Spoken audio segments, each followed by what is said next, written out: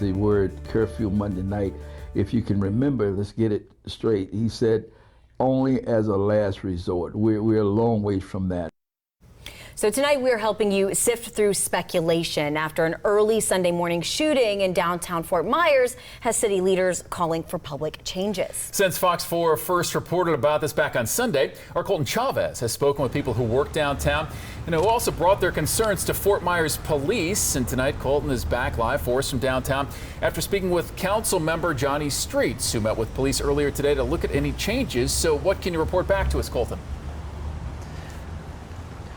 Well, Chris, what I can tell you is Councilman Streets tells me, unlike the idea of a curfew, his meeting with Fort Myers police today focused on this. An ordinance, he says, is from the city of Orlando for their downtown district. He says ideas just like this one can actually help Fort Myers police create a safer downtown.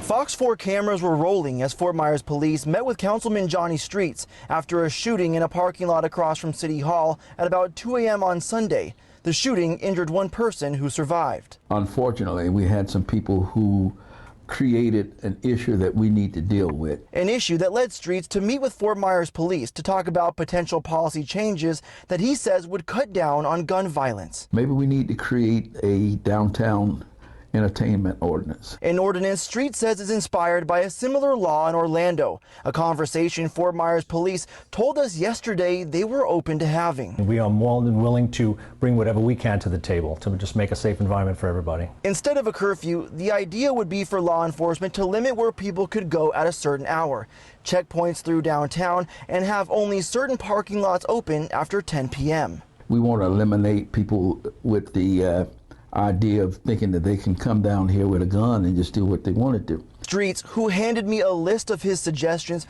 pointed out a few other ideas, like adding more lights and hiring parking lot attendants to watch over the late night crowds. A spokesperson with the Fort Myers Police Department telling me the meeting with Streets was productive.